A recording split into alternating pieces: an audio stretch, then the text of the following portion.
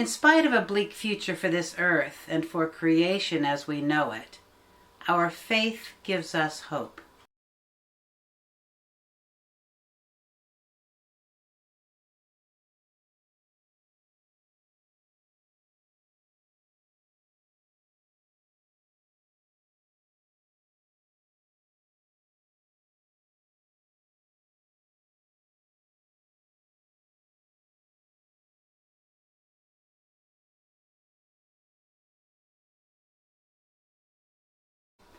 Thank you for this rich opportunity to listen to other faith leaders, for the opportunity to participate, trusting we have a collective and powerful impact.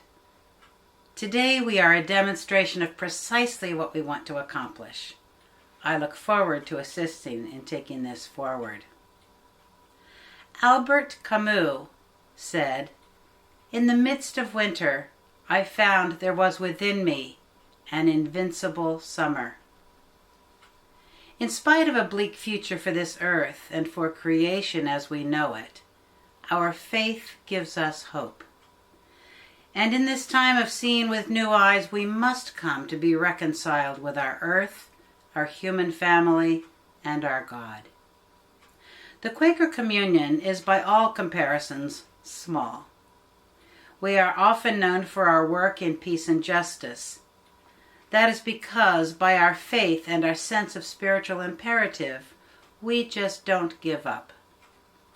We are relentless in our commitment to making the world a better place.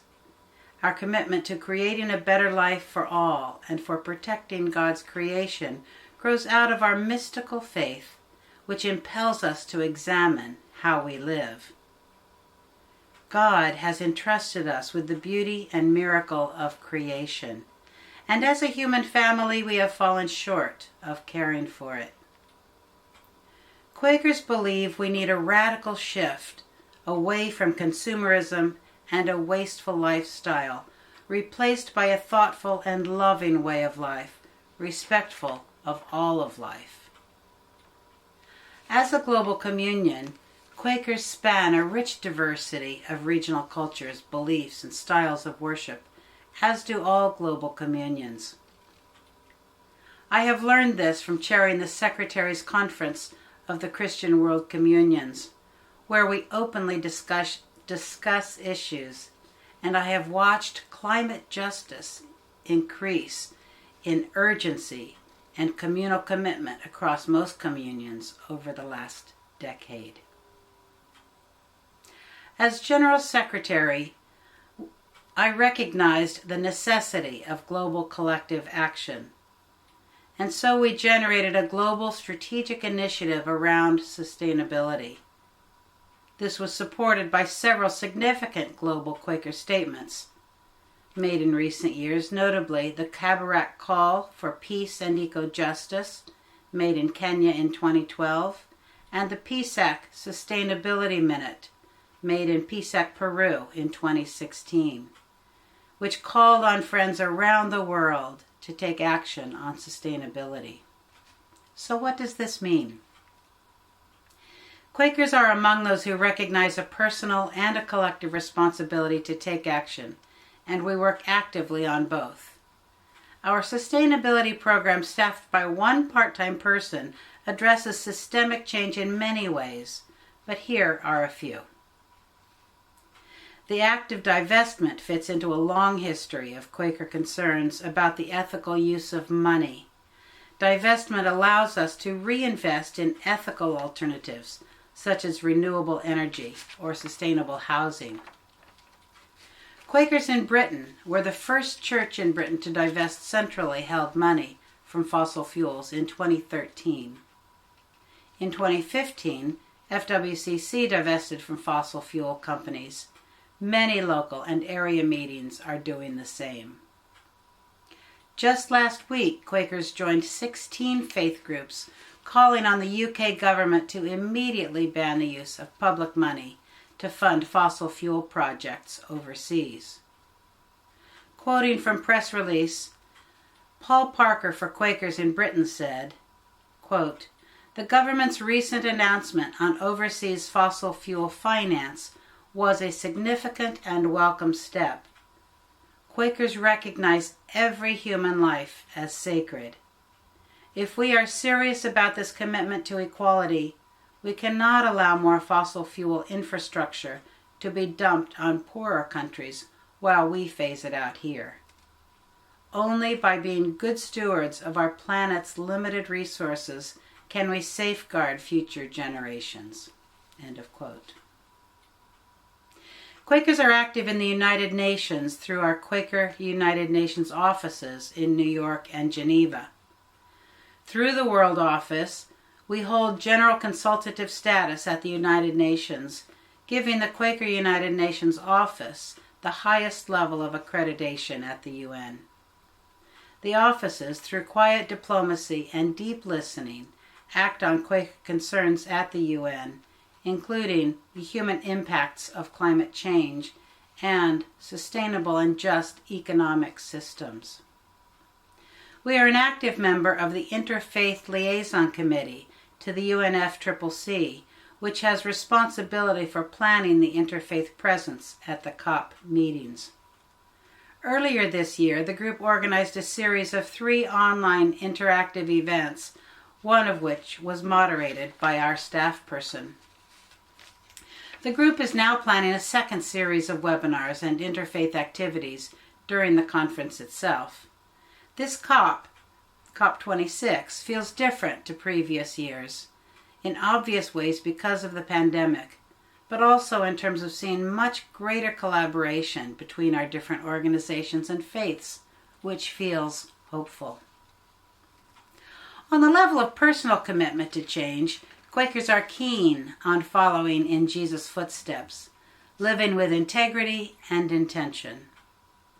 Quakers have no creed or statements of faith, but rather we ask ourselves queries routinely. Here is one, for example. Do you keep yourself informed about the effects your style of living is having on the global economy and environment? And are you honest and truthful in all you say and do? There is always more we can do, each of us, and our sustainability program, by building a strong network, actively encourages friends to examine their lives and continue to seek out ways to do more and better. Flying less, paying a carbon offset when you need to fly, using renewable energy, removing single-use plastics, getting rid of your car and your clothes dryer, and eating less meat, to name a few favorites. I threaten in my retirement to address the exorbitant waste produced on any one airline flight. And the shopkeepers on my high street cringe when they see me coming, because they know I will ask them kindly how long they will continue to give customers plastic bags when there are perfectly good paper bag alternatives. Some have acquiesced. The climate change crisis affects us all, but it does not affect us all equally. The poorest, who have done the least to cause the crisis, are hardest hit. We ask ourselves how to help people in wealthier nations understand that impact of their actions. How could we create urgency where people are not feeling direct effects?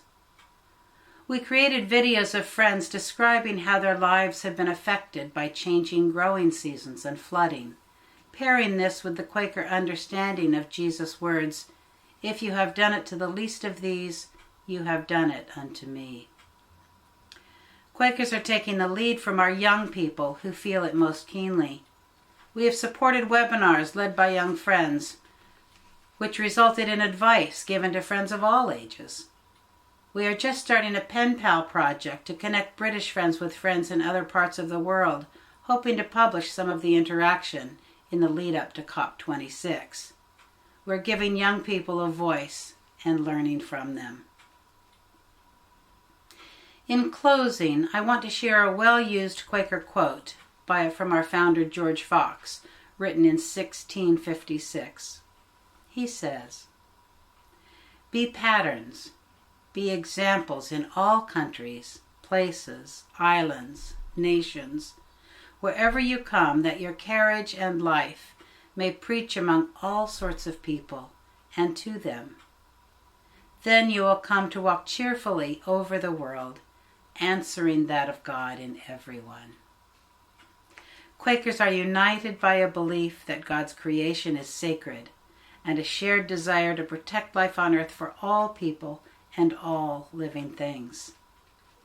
Leading up to COP26, Quakers all around the world will be taking action to put pressure on governments to commit to essential climate targets and to place justice at the heart of solutions to climate breakdown.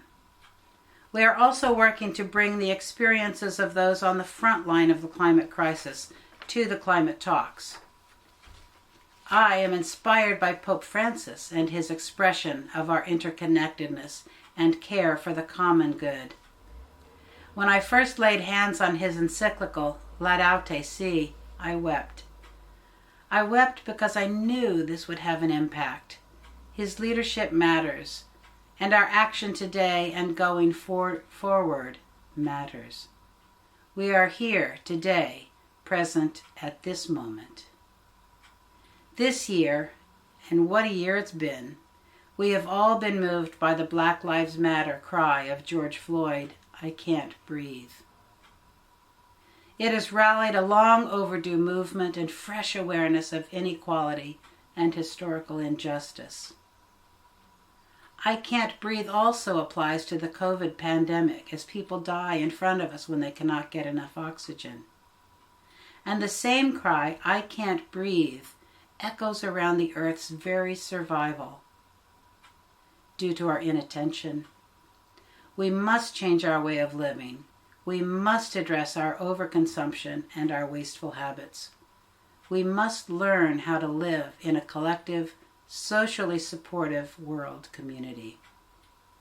We are pulled into the necessity of working across the globe for our very survival and for all we love.